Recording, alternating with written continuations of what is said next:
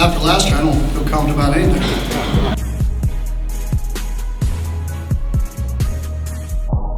But I think when I go to bed at night and not just in the Big 12, but everything that we've been able to accomplish at TCU in the last 18 years, it's all great and fine, but it's kind of like winning any awards. You can put them all in the closet because it doesn't mean anything to anybody anymore when we play Minnesota. So.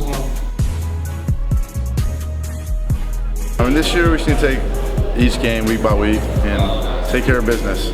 Our goal is to win Big 12 championship first and foremost, so that's when you go after first.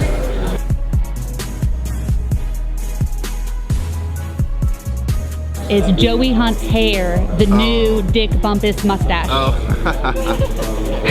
I don't know. It's getting a little long. Let's see. Are you going to be able to keep that, or are you going to have to trim it up? I'm planning on keeping it. Hopefully, if that man doesn't make me change it. But it's pretty impressive. Thank you. I try to take care of it, but.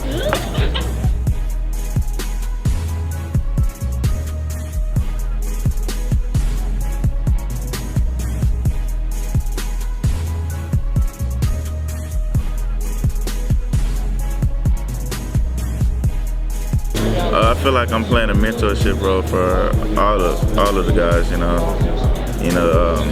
It's just something as a senior that once a senior did for me. So I feel like it's my job to repay and keep the tradition going.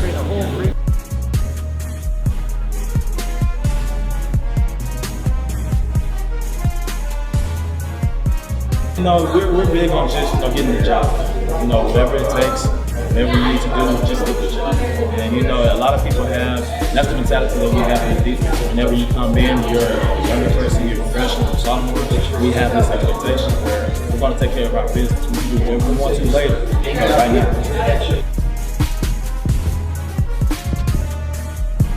Kind of on that vein, is there one guy that maybe most TCU fans, most of the Big 12 doesn't know yet, that you think is going to make a big impact?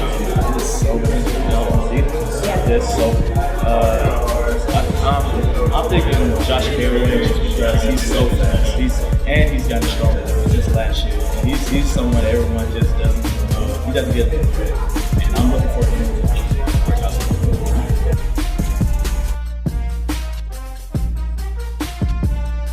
Is there one running back or one quarterback that you're really looking forward to getting in that backfield and hitting this year? Yeah, I can answer that. 2 days, yeah. Trevone Boykin and Aaron Green. You want to hit our own guys? Yeah.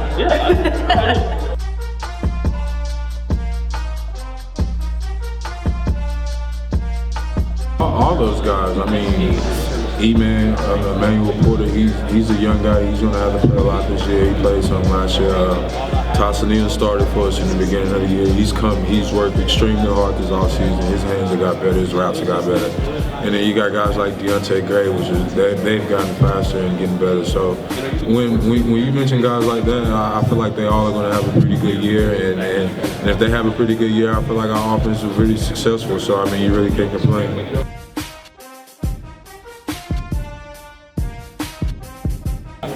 We can get a lot better. I mean, you can go back and watch the West Virginia game. You can go back and watch the Kansas game. I mean, you can go back and watch any game. I feel like we left points on the board all the time. So when you go back and watch them, you can always see things you can get better from. So making the right reads, making the right decisions, getting people in the right places, or even putting yourself in the right position to make plays. But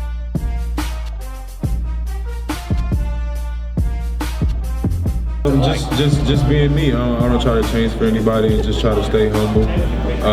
My coaches and players and my mom, my granny, they do a good job with that. So, I mean, just being able, like I said, being mentioned with all the preseason hype and things like that. But I mean, it's ultimately it's not where you start, it's where you finish.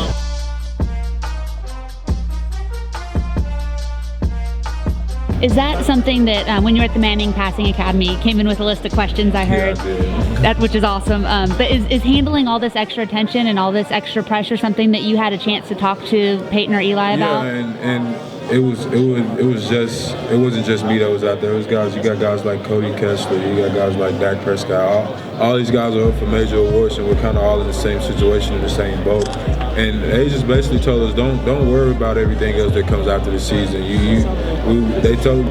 We see more guys that mess up their senior year thinking about the draft and other things that has nothing to do with the season. So, I mean, my main focus right now is Minnesota, and it's not going to change.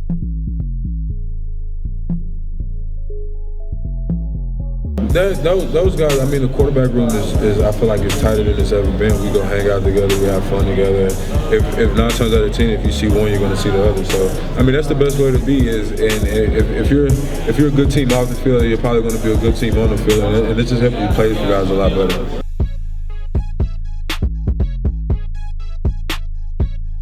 Speaking of less hits, is the flip out of your repertoire this season, or?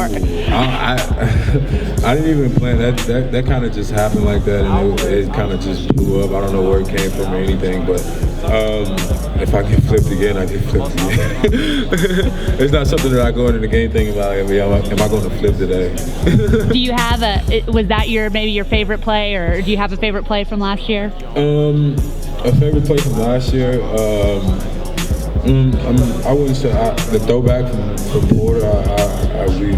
We practiced it and we finally got to run it in the game. So, and I always told him, I say, man, if you can get the ball back, because during practice he always throws like a pick, because our defense is so good at reading, and then it makes like Coach Meacham not want to run it in the game. But he told me, he was like, if we get this ball on the right hash, that we're going to run this play, and I made sure I threw the ball to the right hash, obviously. But I told Porter, I say, once I throw you the ball, bro, just get it back to me, and if you get it back to me, I want y'all to score, and it just happened out perfect.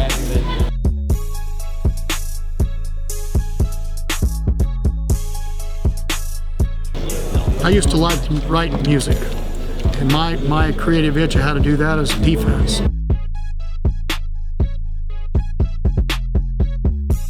And I think we're going to be more athletic. We're going to be more athletic than that this year than we were a year ago. Number one, and I said this earlier, he didn't play like he was a 5-flat 40, but Marcus Mallis, that's what he was, a 5-flat 40, but he was a 5th-year senior, had 100 tackles. Paul was a 4.8, and you got every one of those freshmen that play 4.5, but if I don't get them to play fast, then they're going to play like they're 5-flat and not play like they're 4.5. But we got a chance, so that means what can I do is I can put linebackers in more coverage things than what I used to do in the past. You can do things that you didn't, that maybe we used to do with Darryl Washington that I had to get away from because you couldn't do that. So I'm also, as all coaches do, you're tweaking it and finding out what you can do well. Are you a zone blitz team? Are you a man blitz team? Are you just to play a base? Are you a slant team? What are you? And so for us, that's one of the things I know for sure for a fact is we're going to, every day, whatever we do, if it's working against our offense, then we got a chance to work against anybody else because there's not going to be many people that are faster than what they are.